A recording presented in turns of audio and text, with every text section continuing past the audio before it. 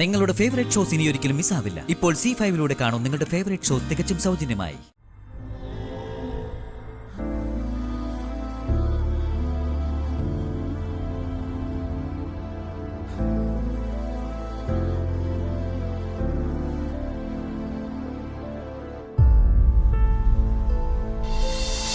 ഞാൻ ദേവിയെ ഒന്നിനും നിർബന്ധിക്കില്ല. നന്നായി ആലോചിച്ച് എന്ത് തീരുമാനം വേണമെങ്കിലും ദേവി എടുത്തോളൂ. ദേവിക പറഞ്ഞതുപോലെ ഗോപിക ഋഷിയും ഉടനെ തന്നെ മേഘമലയിലേക്ക് കൊണ്ടുപോയി ഞങ്ങൾ തീരുമാനിച്ചിരിക്കുക. സ്വാമിയച്ഛന്റെ ചികിത്സയിൽ ഞങ്ങൾക്കും വിശ്വാസം.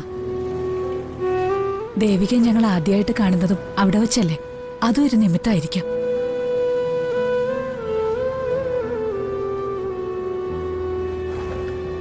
അന്ന് അവിടെ വന്നത് എന്റെ സിദ്ധാർത്ഥന് വേണ്ടിയായിരുന്നു. അവന്റെ ചികിത്സ അവിടെ വെച്ചാ നടന്നത്.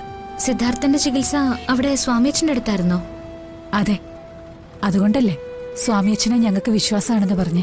അവിടെ സിദ്ധാർത്ഥന് എന്തിന്റെ ചികിത്സ നടത്തിയിരുന്നത്? അത് സിദ്ധുവിന് മുത്തശ്ശന.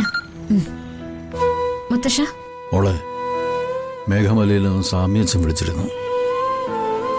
ഗോപി ഋഷിയും എപ്പോ അവിടെ എത്തുമെന്ന് ചോദിച്ചു. അവർക്ക് അവിടെ വേണ്ട എല്ലാ അറേഞ്ച്മെന്റ്സും ചെയ്തിട്ടുണ്ടെന്ന് പറഞ്ഞു. മുത്തശ്ശ, ഞാനിപ്പോ ജാനകി മാഡത്തിന്റെ കൂടെ തന്നെയാ ഉള്ളത്. മാഡത്തിനോട് സംസാരിച്ചിട്ട് ഞാൻ സ്വാമിയച്ഛനെ വിളിച്ചോളാം. ശരി ശരി, എന്നാൽ അത് മതി. ശരി മുത്തശ്ശ. എന്താ ദേവിയെ മുത്തശ്ശൻ പറഞ്ഞേ? മേഘമലയിൽ നിന്നും സ്വാമിയച്ഛൻ മുത്തശ്ശനെ വിളിച്ചിരുന്നു. അവിടെ ഋഷിക്കും ഗോപിക്കും വേണ്ട എല്ലാ അറേഞ്ച്മെന്റ്സും റെഡിയാണ്. അവരവിടെ എപ്പോ എത്തും അറിയിക്കണം. അവരെ ഇന്ന് തന്നെ അയക്കാം. സ്കൂളിൽ ചെന്ന ശേഷം മഹേട്ടനോട് സംസാരിച്ചിട്ട് നമുക്കൊരു തീരുമാനത്തിലെത്താം. കേറ്, വാ.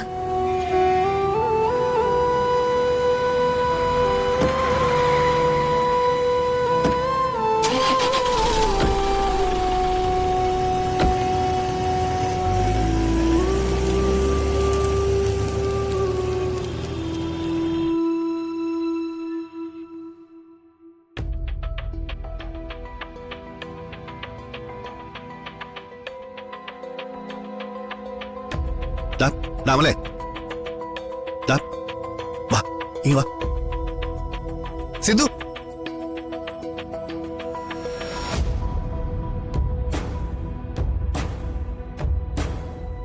എന്തായി?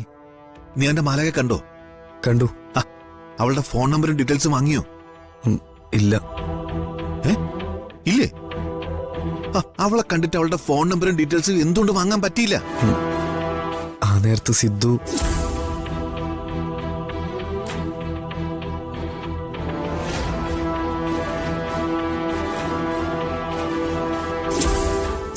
റോഡിനപ്പുറത്തേക്ക് ഓടിയപ്പോ ഞാനും പിന്നാലെ ഓടി. സിദ്ധുവിനെ തിരിച്ചു വിളിച്ചു കൊണ്ടുവരുമ്പോ ആ പെൺകുട്ടി അവിടെ ഉണ്ടായിരുന്നില്ല. അവരോടൊന്ന് എങ്ങോട്ടോ പോയി. സിദ്ധു ഓടിയപ്പോ അവന് പിന്നാലെ ഓടാൻ പോയിരിക്കുന്നു. ആ പെൺകുട്ടിയെ മുന്നിൽ കിട്ടിയിട്ട് ഫോൺ നമ്പർ വാങ്ങാതെന്ന നിന്നെ ഞാൻ എന്താ പറയേണ്ടത്? വിവരദോഷി, കിഴങ്ങൻ, നിന്നെ എന്തിനു കൊള്ളാം? ഒരു കൂമാല്. അത് പിന്നെ സിദ്ധുവിനെ പിടിക്കാൻ പോയതുകൊണ്ടല്ലേ, അല്ലെങ്കിൽ ഫോൺ നമ്പർ എനിക്ക് കിട്ടിയാനേ. ഓ, ആ കുട്ടി അത് പറയാൻ തുടങ്ങുമായിരുന്നു. ശരി, നമ്പറോ കിട്ടിയില്ല. അവളുടെ പേരെങ്കിലും മനസ്സിലാക്കിയോ? പേര്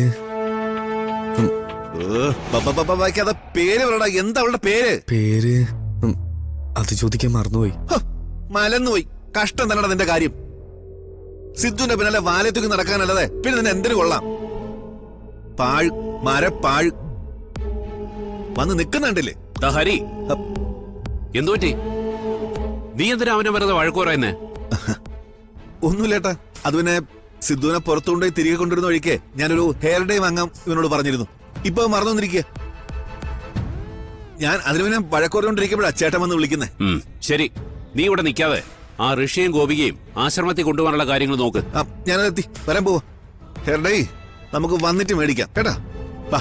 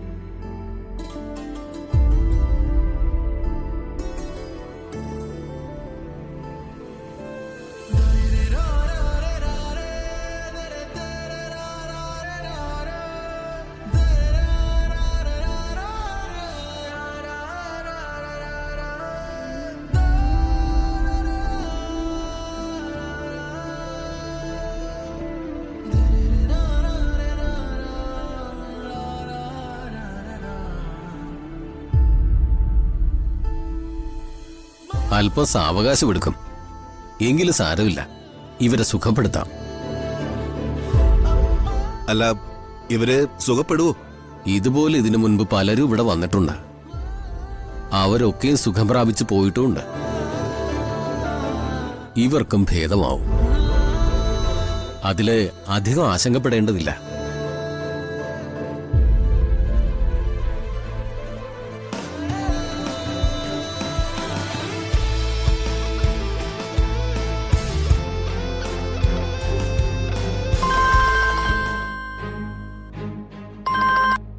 ആ ഹരിയേട്ടാ, എടി, ഏട്ടൻ എനിക്കൊരു വലിയ പണി തന്നു. എന്തു പണി? ഋഷിക്കും ഗോപിയയ്ക്കൊപ്പം ഏട്ടൻ എന്നെ ഇങ്ങോട്ട് അയച്ചു, മേഘമലയിലേക്ക്. ഷോ, നിങ്ങൾ ആ തണുപ്പത്ത് അവിടെ പോയി നിൽക്കേണ്ട വല്ല കാര്യം ഉണ്ടായിരുന്നോ? എന്തെങ്കിലും പറഞ്ഞ് ഒഴിവായിക്കൂടായിരുന്നോ? അതൊന്നും സാരമില്ല. ഏട്ടൻ പറഞ്ഞ പിന്നെ ഞാൻ എങ്ങനെയാ?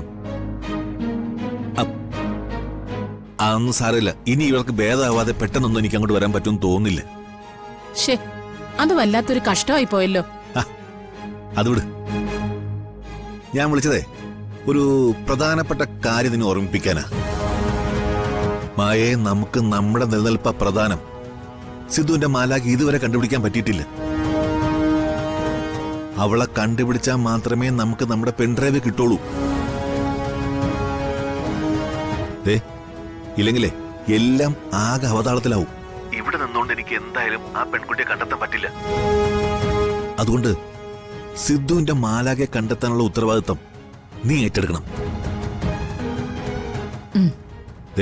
പിന്നെ കെയർ ടേക്കറും സിദ്ധുവും പാർക്കിൽ പോകുമ്പോ നീയും കൂടെ പോണം. അവിടെ അവന്റെ മാലാഖ സ്ഥിരം വരാറുണ്ട്. അവളെ കണ്ടുപിടിച്ച് അവളുടെ ഡീറ്റെയിൽസ് നീ എടുക്കണം. ഞാൻ പറയുന്ന നീ കേട്ടോ? ഞാൻ പോകേട്ടാ. ആ, അറിയാലോ. അവൾ ആ പെൺഡ്രൈവ് നോക്കുകയോ നമ്മളെക്കുറിച്ചുള്ള സത്യങ്ങൾ മനസ്സിലാക്കുകയോ ചെയ്താൽ അത് പിന്നെ വലിയ അപകടവും. പറഞ്ഞേക്കാം കേട്ടോ? എന്നാ പിന്നെ ഞാൻ വിളിക്കാം. നീ പറഞ്ഞുള്ള കാര്യങ്ങൾ ചെയ്യും. ശരി.